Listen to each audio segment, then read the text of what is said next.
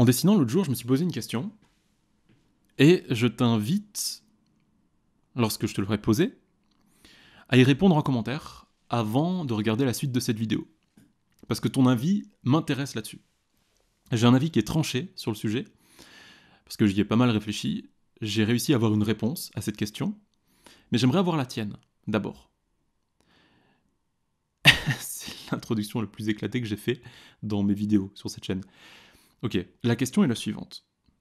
Est-ce qu'à un moment donné, quand on est un dessinateur, quand on est un créateur, quand on est un artiste visuel, j'entends, qu'on est un peintre, bref, quand on réalise des dessins, quand on réalise des peintures, des illustrations, etc., est-ce qu'il y aura un moment donné dans notre vie où on va atteindre une sorte de niveau en tant qu'artiste, une sorte de niveau max, une sorte d'apogée, un pic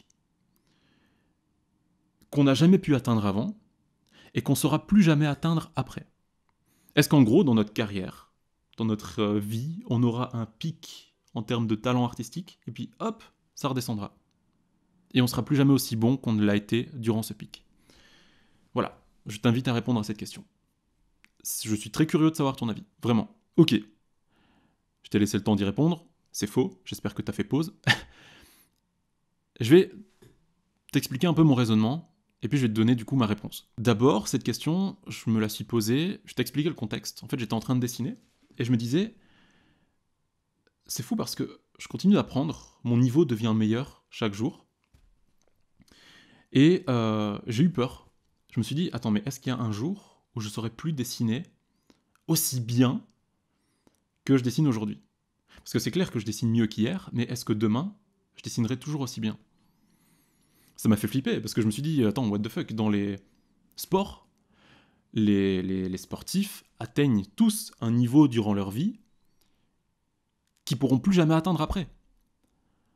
Tu vois, c'est pour ça qu'il y a des athlètes qui s'entraînent pendant toute leur enfance, adolescence, pour, à 25 ans, avoir un niveau monstre pour un instant T, pour une courte période, pour participer par exemple aux Jeux Olympiques, parce qu'il sait que le lendemain, il sera plus jamais aussi bon. Du coup, j'ai flippé. Je me suis dit, est-ce que moi, je vivrais ça aussi dans ma vie de dessinateur, d'artiste, de créateur? Est-ce qu'il y aura un moment où mes œuvres seront moins bonnes que la veille, tu vois? Et ça fait peur. Ça fait peur, parce que j'ai toujours envie de progresser, tu vois, et je me suis dit, merde, si je commence à régresser, on est mal barré, tu vois. Alors d'abord, j'ai déconstruit cette question, et j'ai séparé deux niveaux dans cette question. Deux niveaux de questions. D'abord, je me la suis posée d'un point de vue technique. Techniquement, c'est clair que, en termes de connaissances, t'arrêtes jamais d'apprendre. Tu connais plus de choses, forcément, que t'en connaissais hier. Parce que t'as mieux regardé les formes du visage de la personne que t'es en train de représenter, parce que t'as mieux compris comment fallait représenter telle ou telle chose, tel ou tel décor, telle ou telle forme, bref. Et même, pas qu'au point de vue des connaissances, mais au point de vue physique, si un jour, sur une année, jour 1, t'essayes de faire un arc de cercle. En un coup de main, ton arc de cercle est un peu pitoyable, t'as tremblé, t'étais pas précis, etc. C'est parce que t'as voulu représenter, parce que déjà ton corps était pas habitué à ce mouvement, et parce que tu l'avais pas très bien en tête. Tu fais un cercle tous les jours. Jour 365, ton arc de cercle sera parfait. Il sera super beau, vraiment comme tu l'imaginais, sobre, précis.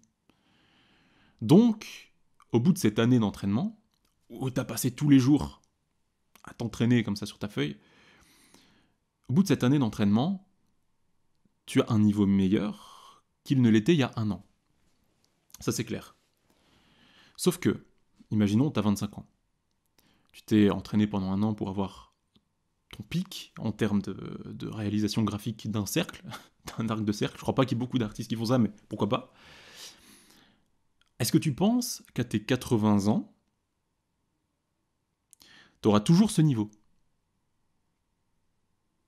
Alors tu me diras, ok, peut-être que si tu t'entraînes tous les jours et que tu forces et que machin pendant tes 80 ans, ok, à 80 ans tu sauras toujours faire un super arc de cercle, mais est-ce que tu penses, que tu auras la même facilité, et est-ce que tu penses réellement que tu auras toujours la même perception, la même acuité visuelle pour toi réaliser cet arc de cercle?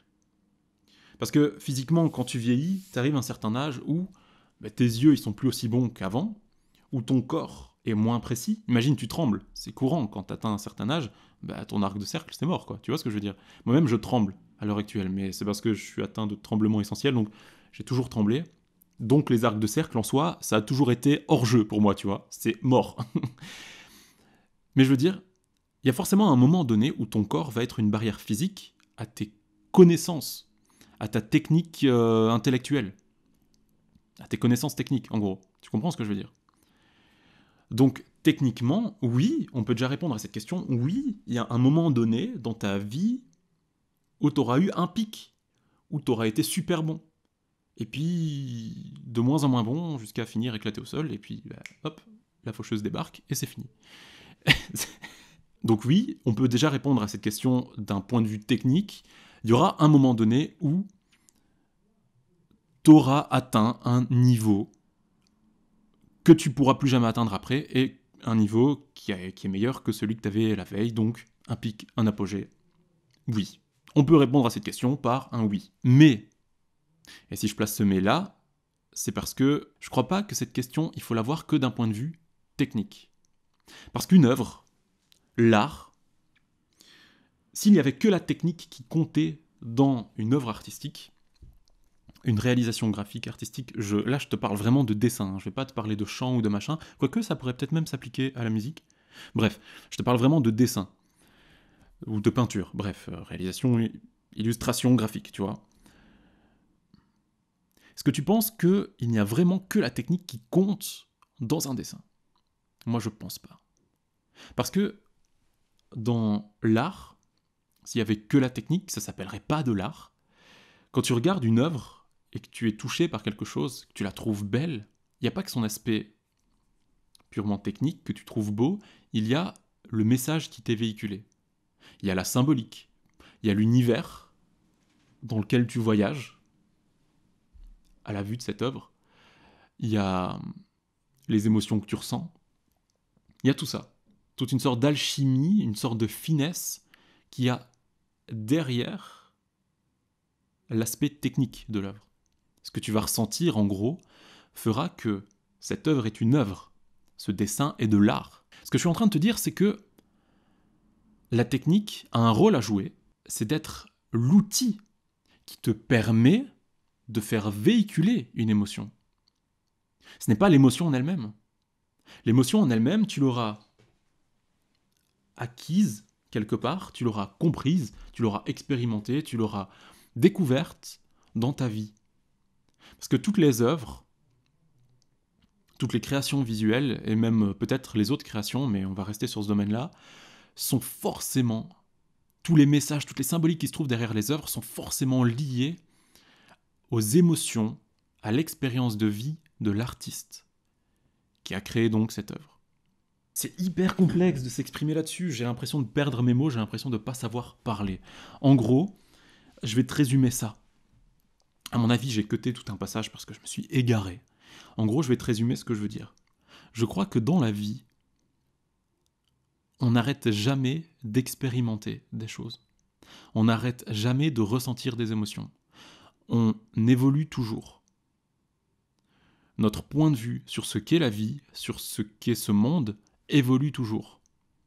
Et donc, forcément, la façon dont tu vois la vie à tes 80 ans sera plus étoffée, sera plus précise, sera plus juste que lorsque tu avais 25 ans.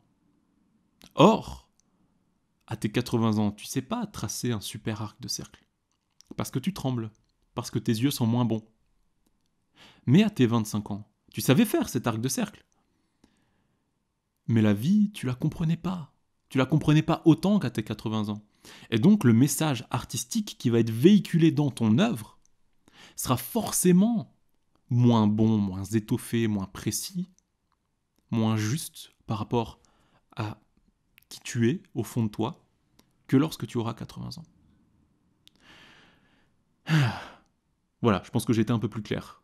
Et donc, du point de vue artistique d'une œuvre, du point de vue symbolique, du point de vue émotionnel, on peut répondre à cette question par rapport au pic par un gros non. Il n'y aura pas un moment dans ta vie où tu auras un pic, où tu comprendras super bien tout ce qu'il y a autour de toi, où tu seras la meilleure version de toi-même, puis ensuite ça va régresser. C'est pas possible. Parce qu'en tant qu'être humain, t'évolues toujours. Bon, évidemment, il y a tout ce qui est maladie mentale, etc., mais on va pas rentrer dans les cas, tu vois, exceptionnels. On va rester sur ce qu'est vraiment une évolution en tant qu'être humain et artiste, une évolution normale. Il y aura forcément un moment donné, mais d'ailleurs, c'est très important de préciser ça, il n'y a pas un bon point de vue sur ce qu'est la vie. Il n'y a pas de bon point de vue. Il y a juste, par rapport à toi-même, par rapport à ton propre point de vue, une évolution. D'un point de vue technique, oui, tu vas atteindre un pic, tu vas atteindre un apogée, qui ensuite va descendre. Mais d'un point de vue symbolique et d'un point de vue artistique, non. Tu vas jamais cesser d'apprendre, tu vas jamais cesser d'expérimenter, tu vas jamais, en tout cas, je te le souhaite pas, figer ton point de vue sur ce qu'est la vie. Tu vas jamais t'arrêter à un moment donné et te dire ok, la vie c'est ça, je vais représenter que ça à travers toutes mes œuvres, toute ma vie. Ça serait dommage. Et je ne te le souhaite pas. Voilà, ma réponse à la question. C'est un oui, mais un gros non. Un petit oui, mais un gros non. Parce que la technique pour moi est moins importante que la symbolique dans une œuvre. Que la sensibilité qui s'y trouve et que le message qui s'y trouve. Voilà. J'espère que cette petite vidéo interrogation t'aura plu. J'avais préparé des petits dessins pour illustrer tout ça, mais j'ai même pas eu besoin de t'illustrer ça. Alors je te les montre quand même, histoire de... que je les ai pas préparés pour rien, parce que j'ai retourné ma chambre pour pouvoir les trouver. Voilà. Yes. Yes. De toute façon, tous ces dessins sont déjà sur mon compte Instagram, donc si tu me suis sur Insta, t'as déjà dû les voir. Voilà, je vais te laisser. Je te dis à la prochaine pour une prochaine vidéo. Je crois que la prochaine vidéo sera l'annonce du résultat du concours que j'avais mis en place il n'y a pas très longtemps. C'était des dessins de fou que vous avez fait. C'est un truc de malade. Je vais pas m'étendre sur le sujet parce que j'aurai toute une vidéo là-dessus. Mais waouh, j'ai été surpris. Bref, je vous laisse. Je vous dis à la prochaine pour une prochaine vidéo. D'ici là, portez-vous bien, car c'est ce qu'il y a de plus important. Ciao, ciao.